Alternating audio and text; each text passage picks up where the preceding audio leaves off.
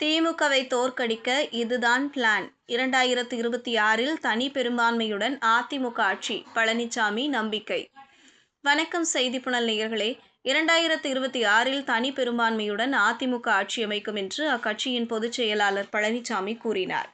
விழுப்புரம் மாவட்டத்தில் 2வது நாளாக மக்களை காப்போம், தமிழகத்தை மீட்போம் பிரச்சார பயணத்தை நேற்று மேற்கொண்ட பழனிசாமி, வானூர் தொகுதிக்கு உட்பட்ட திருச்சிற்றம்பலம் கூட்டுரோட்டில் பேசியதாவது: திமுக தேர்தல் அறிக்கையை 575 கோரிக்கைகள் நிறைவேற்றப்படும் என உறுதியளித்தனர்.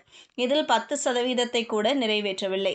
98% நிறைவேற்றப்பட்டதாக தவறான தகவல்களை தெரிவிக்கின்றனர். மாதந்தோறும் மின்கட்டணம் கணக்கீடு, சிலிண்டருக்கு ரூ.100, கல்விக் கடன் ரத்து, நீட் தேர்வு ரத்து என எந்த வாக்குறுதியையும் நிறைவேற்றவில்லை. அதிமுகவின் அழுத்தத்தால் தான் மகளிருக்கு உரிமை தொகை கிடைக்கிறது. தேர்தல் வர உள்ளதால் 30 லட்சம் பேருக்கு உதவித்தொகை வழங்க விதிகளை தளர்த்தியுள்ளனர். தேர்தலுக்கு பிறகு தகுதியில்லை என்று கூறி உரிமை தொகையை நிறுத்திவிடுவார்கள். வரி கட்டண உயர்வால் மக்களை பரிதவிக்க செய்துள்ளனர்.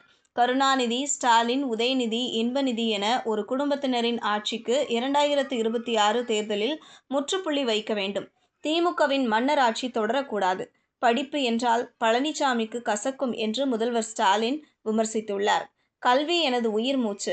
அதிமுக ஆட்சியில் பல கல்லூரிகள் திறக்கப்பட்டன. ஆனால் விழுப்புரத்தில் தொடங்கப்பட்ட ஜெயலலிதா பல்கலைக்கழகத்தை ஸ்டாலின் ரத்து செய்துவிட்டார். படிப்பை பற்றி உங்களுக்கு என்ன தெரியும்? நீட் தேர்வில் அரசு பள்ளி மாணவர்களுக்கு 7.5% உள் இட ஒதுக்கீடு அதிமுக ஆட்சியில் வழங்கப்பட்டதால் 2818 மாணவர்கள் மருத்துவம் படித்துள்ளனர். பாஜகவுக்கு அதிமுக அடிமை என்கிறார் ஸ்டாலின். அமலாக்கத்துறை சோதனைக்கு பயந்து திமுகவினர் தான் நடுங்கிக் கொண்டிருக்கின்றனர். அதிமுக எதற்கும் அஞ்சாத கட்சி. அதிமுகவை ஒழிக்க மேற்கொண்ட முயற்சிகளை முறியடித்துள்ளோம். 2026 சட்டப்பேரவை தேர்தலில் அதிமுக வென்று தனிப்பெரும்பான்மையுடன் ஆட்சி அமைக்கும். கூட்டணி கட்சிகளும் அதிக இடங்களில் வெற்றி பெறும்.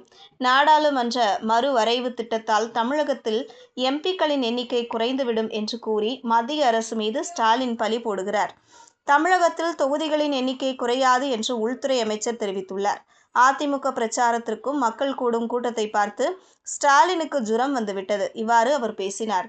தொடர்ந்து மயிலம், செஞ்சியில் பழனிசாமி பிரச்சார பயணத்தை தொடர்ந்தார். இதுபோன்ற செய்திகளை தெரிந்து கொள்ள செய்திப்புனலுடன் இணைந்திடுங்கள்.